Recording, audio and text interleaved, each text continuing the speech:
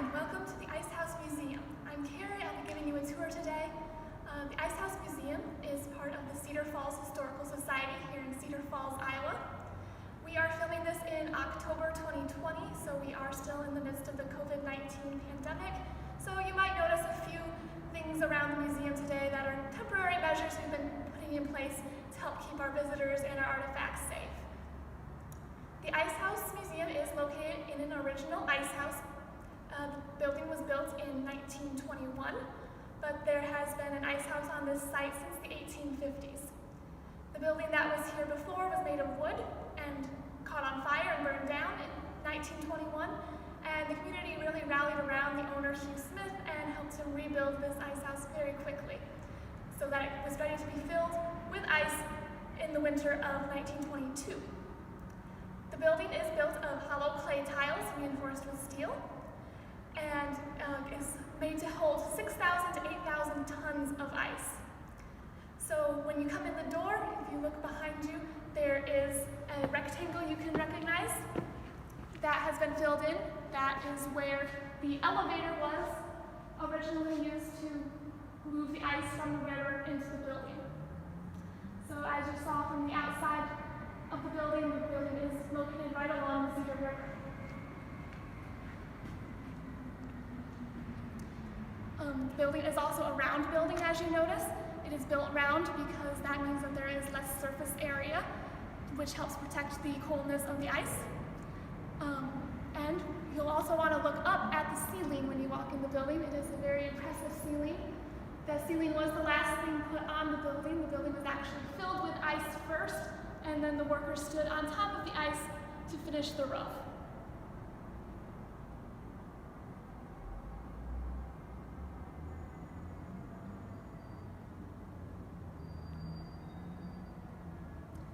So as you come into the museum, one of the first things you notice is this ice wagon here. So the ice wagon was used to deliver ice from the ice house to homes where they could be used in ice boxes to keep food cold. Everyone would have little cards, such as this one, which they would put where the delivery man could see them, and whatever number was facing up was the number of pounds of ice that the household wanted.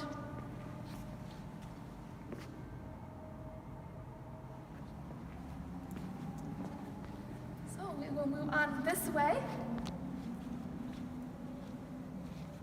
You can see we are going past a hack here. Hacks such as this one were used to carry people and goods to and from the railroad. So the railroad arrived in Cedar Falls in 1861 and was a very important part of the development of this city. And so things could be put in this hack to be moved, including ice, to and from the trains. Back in this area, we can see a model of the ice house. So you can see the elevator there that I was talking about earlier, the space above where the front door is. This model was done by Jean Lehman, who was a local artist who did many miniature models like this. We'll see a few of these throughout the tour.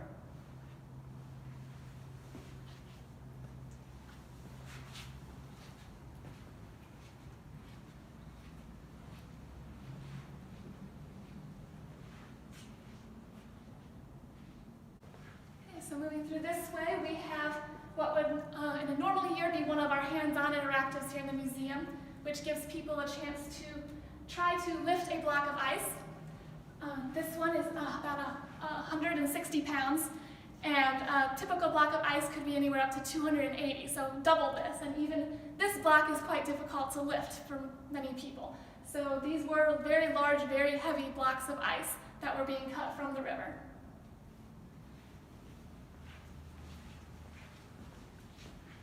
So here we have our step-by-step guide to cutting the ice. So it's not just as simple as taking a saw and cutting the ice out of the river. They first had to measure it to make sure it was deep enough, anywhere from a minimum of 9 inches thick up to 20 inches thick was what they used when they were cutting. So they would use a drill to make sure that the ice was thick enough before they started. Then you would have to clear the snow off of it, plane it, and score it. So marking out the different blocks of ice, and then they could start cutting it and removing it from the river and bringing it up into the ice house. Once the ice was in the ice house, it was stacked with sawdust in between. The sawdust acted as an insulator to help keep it cold and also to help keep the blocks from sticking together.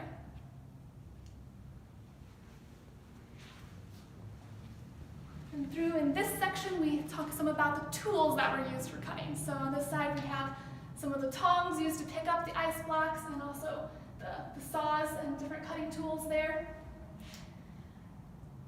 These things all would have been made by a local blacksmith. So here on the other side, we have a blacksmith shop set up. Many people comment that these look a lot like tools that farmers would have used. So the blacksmith would have been making tools for farmers and the ice harvest and other trades. And many farmers actually spent their winters cutting ice and making a little extra money that way.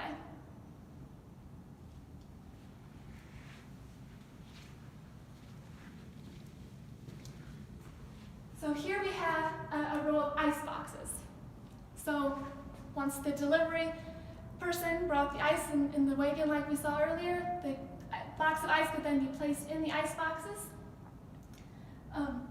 So to keep the food cold, it was a big step in food preservation, especially as industrialization was happening and people were not as easily accessed to fresh food. So they could bring their food in and keep it fresher for longer in their ice boxes. You'll notice that some of these are very small, so you'd have a very small area in which to keep actual food cold. So like this one on the end, the ice would go in the top part and your food would go in the bottom. And some of these are side by side, so you'd have the ice on one side and your food on the other side. As we move down the row, some of these become more like what we think of as a modern refrigerator, and some were even converted to electric then to be used as refrigerators.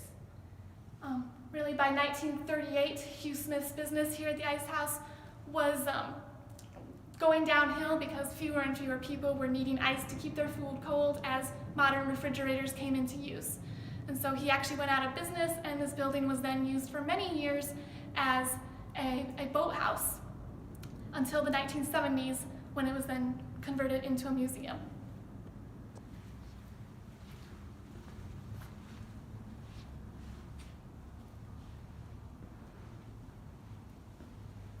Here we have some cars.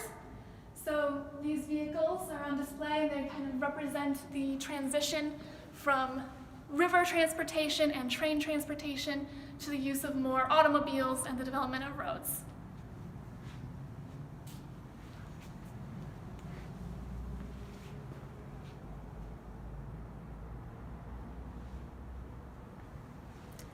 And now we will go ahead and head upstairs, where we will explore more about the history of the river and its role in the development of our city. All right, so now we are in the upstairs balcony of the Ice House. We are standing next to a map of the Cedar River watershed. So this shows the area that is fed by the Cedar River. So the river played a very important part in the development of this area.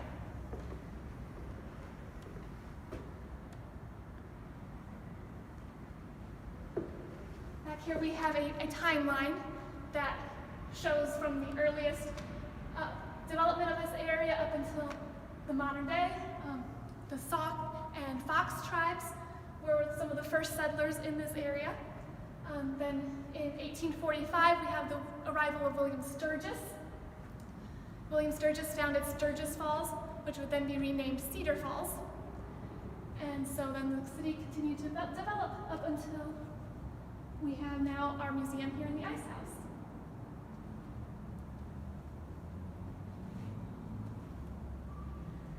So through this area we have some of the things, the furs and things that you would have found in this area that were part of the early trades and development going on around the Cedar River.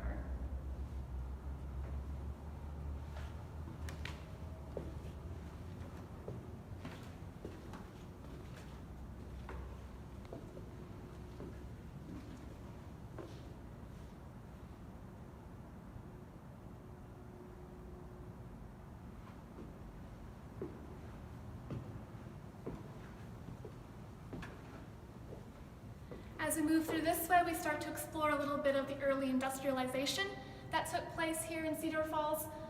The river was a power source for many mills and factories. So we have some examples here of things that were manufactured in this area, including sewing machines.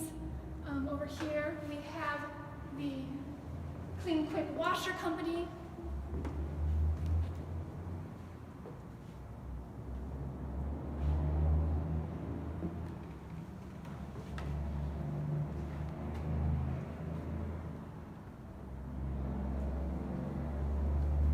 And on this side we have a corn grater.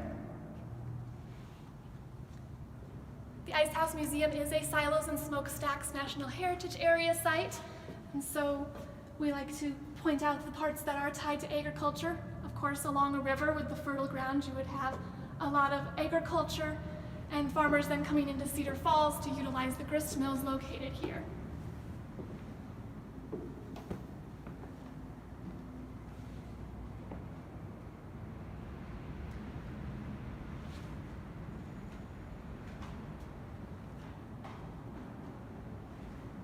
As we move through this way, we start to explore more of the recreational uses of the river. So the river was very important to our businesses and industries, but also was a source of a lot of fun for many people and still is.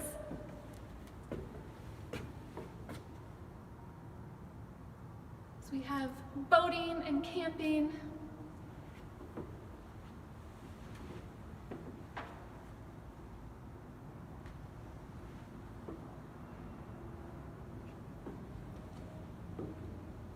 Here we have another one of our models, so it shows people when swimming used to be a popular activity here at the river.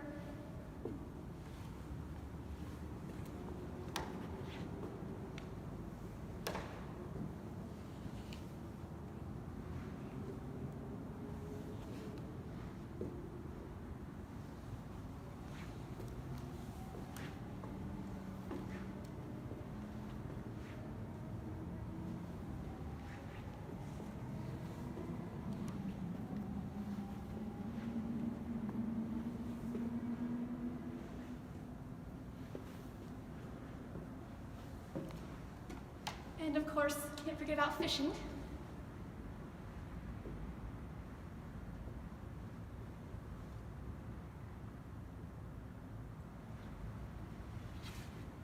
And it's not just during the summer months that the river can provide a source of fun. We also have sledding and sleighs and ice skates and all the fun things that come along with an Iowa winter.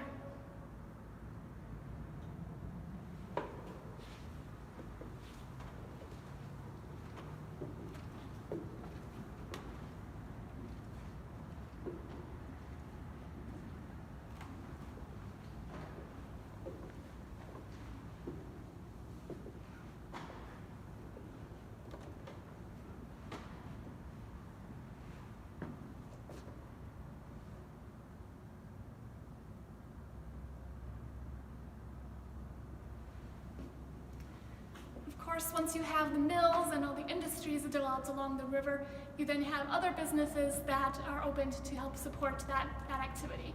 So here we have some representation of a few businesses that would have been located in Cedar Falls. And we have another one of our models on this side. This one's of Taylor Veterinary Hospital.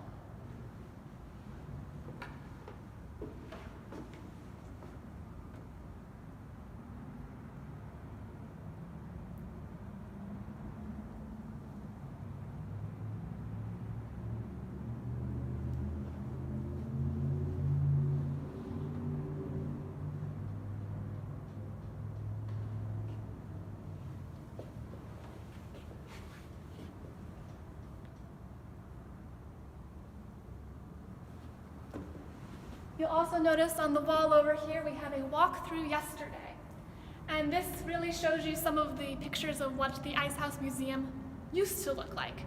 So from when it first opened in the 1970s through 2008, there was a variety of exhibits in here depicting different businesses and things throughout Cedar Falls. Then in 2008, of course, we had the flood. So the flood did come into the museum and destroyed many of the exhibits. And so again, the community rallied together. It's really A theme that's found throughout our Ice House's history is community support. So the community really came together and helped this museum get cleaned up and redone. So when you come into the museum, you will have to go upstairs or up a ramp because the floor has been raised up past those flood levels from 2008. And it really gave us a chance to refocus the mission and the story that the Ice House tells. So all of the exhibits now focus on the history of the ice harvest and of the Cedar River and its role in the development of our city, as you've seen today. So I hope all of you watching get a chance to come visit in person sometime. There's obviously a lot more things that you can read and learn about, and it really is an impressive building to see in person. So I hope all of you will be able to come visit if you haven't already. And thank you for watching today.